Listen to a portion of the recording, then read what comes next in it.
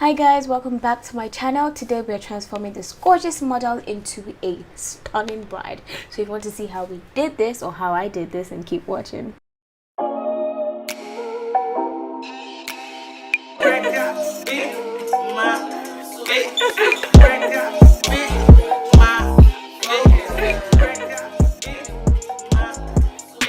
So first off, we're starting with the vitamin E oil, and I'm just going to use this to moisturize her lips.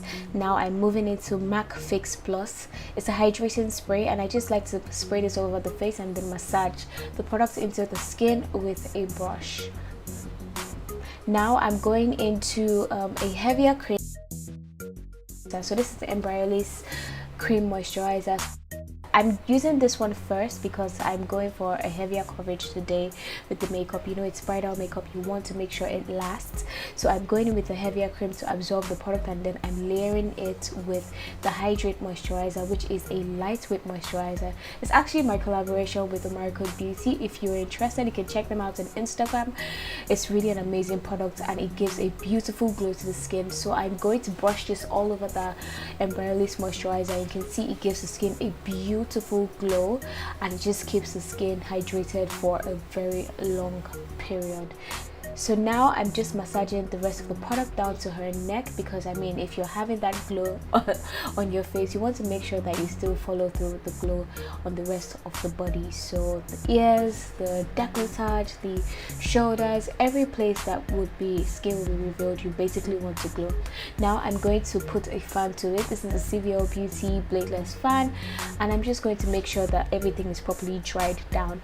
Now I'm patting in a translucent setting powder, and this is the Fenty Beauty powder, and I'm just patting this in the areas that I know she will get shiny. So her T-zone basically, so her forehead, her cheeks, her nose, and then her chin. So because I know that she's actually not going out today, and this is just for a photo shoot, and this is just for filming purposes, I'm not really going to do anything to try to lock in the makeup, but I'm making sure that I'm setting the areas just so that there's no shine. Now I'm shade matching, and this I like to shade match around the chin because I find that it's closer to the neck, and I always like to shade match the neck because that's the closest place to the face. And then after finding the perfect shade and a perfect undertone, I then go in to blend out the foundation with my foundation brush first. I just find that a foundation brush helps to share out the product, and then I don't use too much product, and then I can still place the product where I need it, so I can still maximize my coverage without, you know, using too much product. And I find that the beauty blender makes me use, you know, an excessive amount of product. And you can see how beautiful her skin looks with very little coverage. It still looks so beautiful. So I'm just going to go ahead to blend out the rest of her face and apply the foundation on the rest of her face. The type of motion I like to use with a brush is patting and like a sweep. So it's like a pat and then sweep lightly. I just find that it helps me to put on the coverage where I need it, and it just helps to settle more into the skin, as opposed to just, you know, dab dab dab dab dab and then it starts to leave streaks all over the face. So I really like this method. The brush I'm using is also from CVL Beauty Ghana. I'm going to put that link in the description box, so if you want to get the brushes, you can get them. They're really soft and they really just help me blend my foundation seamlessly.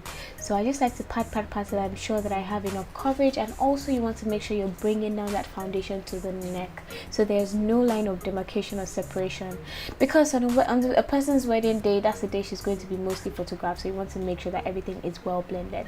Now I'm highlighting her face with the Kevyn Aucoin Sensual Skin Enhancer in the shade SX12, and I just like to spread out my concealer first with a brush before I then go in to blend with my beauty blender or my foundation brush, whichever I will be using to blend out the product. So now I'm first going in with my foundation brush because like I said, I want to be able to share out the product lightly before going into place or pat the product in place with my beauty blender.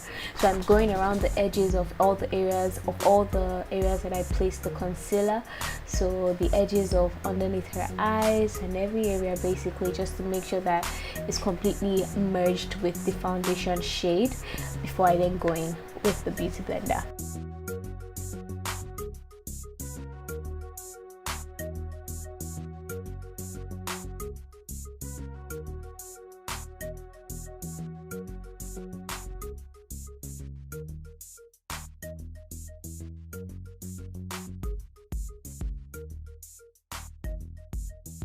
Now I'm going in with the beauty blender and I'm just tapping in the product. I'm not sweeping, I'm not brushing, I'm just tapping the product. I'm just bouncing the beauty blender in one spot, and that really just, that motion is enough to blend out the product for me. And I'm also, with my beauty blender, I like to do like a push inward motion. I don't know, I just find that it helps me build the coverage better. So that's the type of motion I'm doing with the beauty blender. So you just want to make sure you go around everything and you make sure you blend till you can see no harsh lines.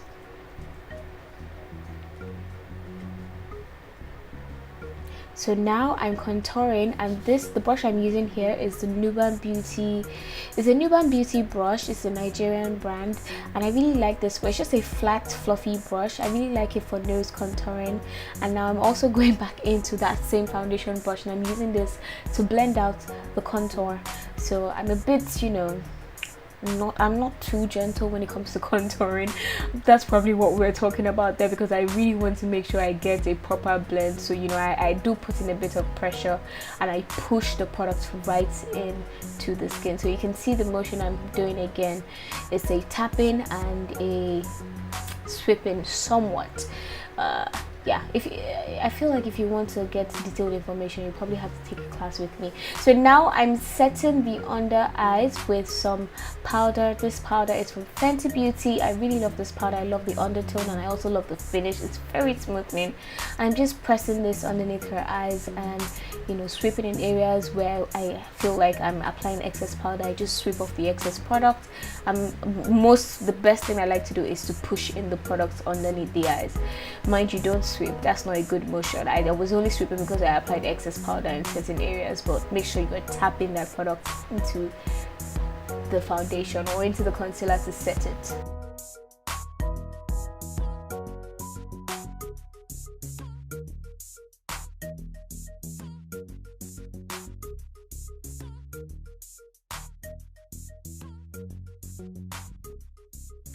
So now I'm applying a bit of powder underneath her cheekbones just to carve out her cheekbones some more.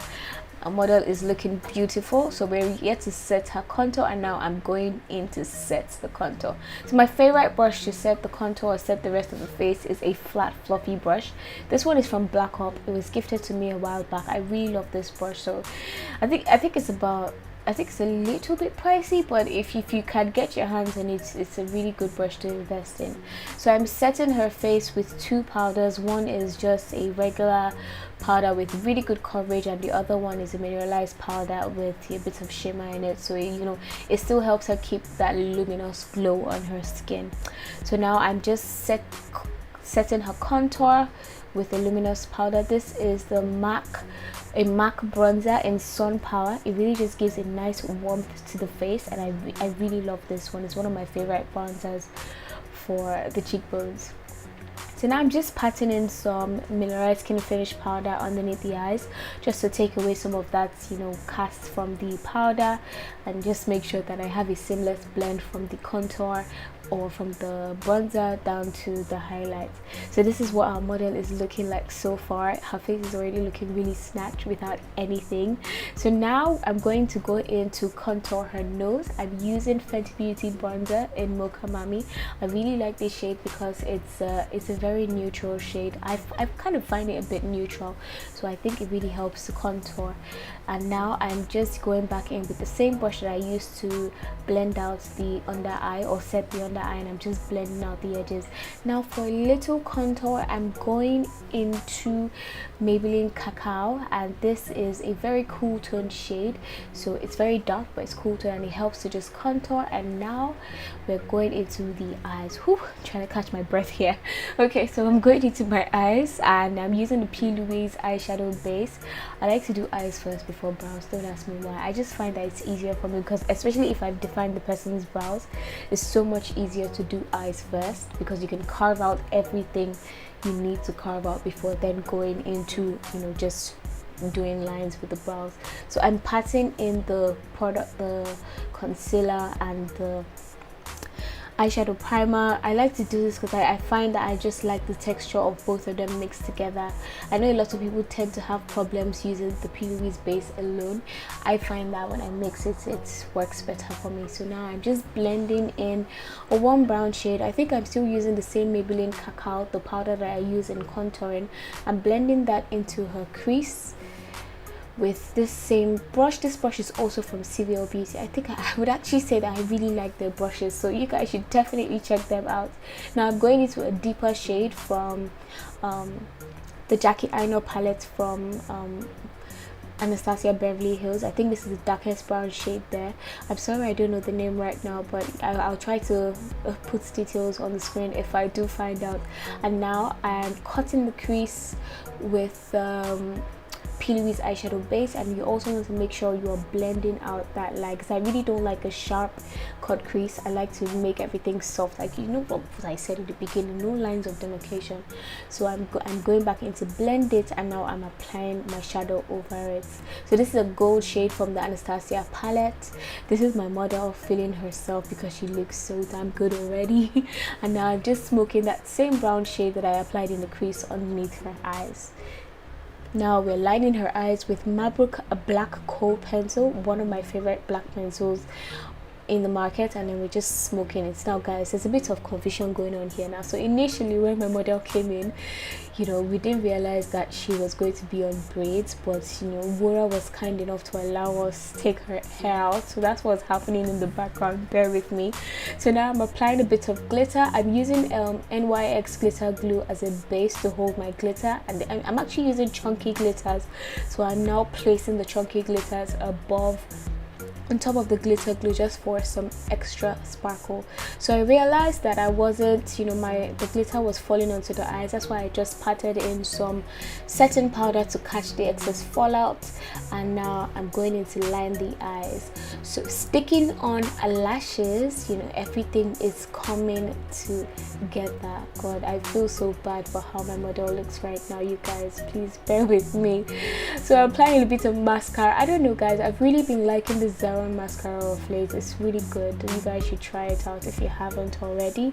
Beauty Line by Didi Pencil is a staple. I really can't do without that stuff. And I'm cleaning up the brows with this dimma-umeh brush too, which has actually become a fave for me. I really can't do without setting the brows with my Anastasia brow gel, and now because I just think that thing is amazing. And now I'm just applying highlights with this, I don't know, Japanese dupe brush.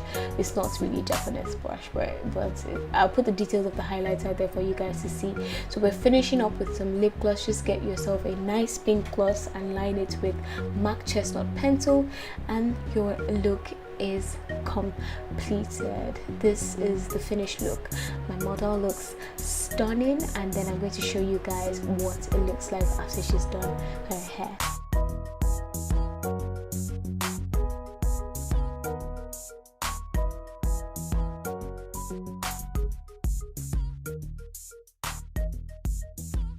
So that's it guys. I just really want to say a big thank you to everyone that participated on this shoot. I'm going to leave details down below. I'd also show you guys like the final result of the pictures that we took. I hope you guys enjoyed this tutorial. Don't forget to give us a thumbs up, and see you guys next time. Bye.